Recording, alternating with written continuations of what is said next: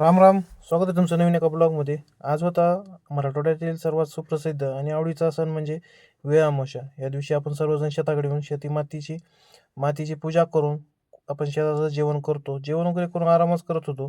तेवढ्यात फोन वाजला की गणेश भाऊचा फोन आला. म्हणला आपला जरा टप्पी वारलाय, त्याला जरा शेताकडे घेऊन जायचं आहे. मग म्हणलं टप्पीला वगैरे गाडीत भरलं. टप्पी काय गणूच्या एका कुत्र्याचंच नाव आहे, पण कसं आहे खूप दिवस झालं फॅमिली मेंबर होता हो. शेवटी घरातला माणूस म्हणल्यावर कसं आहे चांगल्या पद्धतीने त्याची माती वगैरे करायची होती. मग काय म्हणलं मीठ वगैरे टाकलं, खड्डा आधीच खणून घेतले होते. मग शेतामध्ये गेलो. मग काय सर्व विधी वगैरे करून घेतल्या.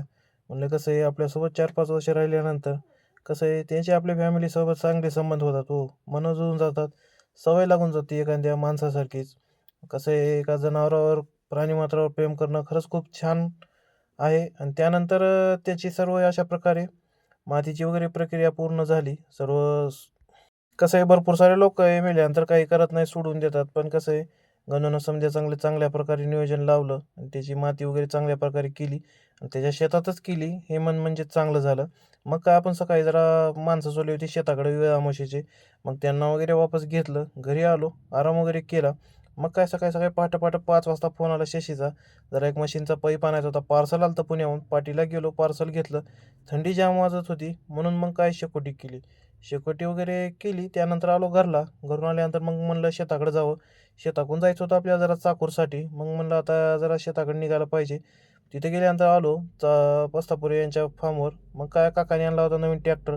ट्रॅक्टरला जर बघून घेतलं, एक नंबर आहे. 36 HP मध्ये खूप मोठा 4x4. टायरची साईज पण मोठी आहे. त्यांनी काय घरच्याच कामासाठी आणलाय, पण ट्रॅक्टर एक नंबर होता. ट्रॅक्टर वगैरे बघून घेतला आणि तिथून आलो चाकूरला विविध कार्यकारी सोसायटीमध्ये. मग इथून आपल्याला जरा खात घ्यायचा होता, आपल्याकडे जरा अवेलेबल नव्हता स्टॉक. मग म्हणलं जरा खात वगैरे घेतला, बिलिंग वगैरे केली. खात वगैरे घेऊन निघालो परतीच्या मार्गाला. मग काय तिथून आलो पुढे राजू अण्णाच्या गॅरेजवर. जरा क्लच वायर गेली होती, क्लच जाम झालं होतं. मग म्हणलं क्लच वायर वगैरे टाकली. मग काय आता काय गाडी सुट्टी देत नाही. मग काय म्हणलं आलो तिथून खात वगैरे शेतात खाली केला. गाडीला नंतर धुतलं. कशी दिसते राणी. मोबाईलची क्वालिटी पण चांगली हो, व्हिडिओ चांगला येते. गाडी आहे तशीच आहे.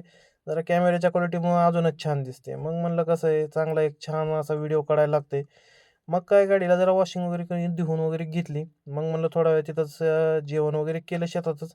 मग थोडंसं काम होतं. मग म्हणलं हरभऱ्याला जरा कोळपं मारून घ्यावं. बघावं म्हणलं हात धुण्यानं जमते का. जाम बेजारी होत होती.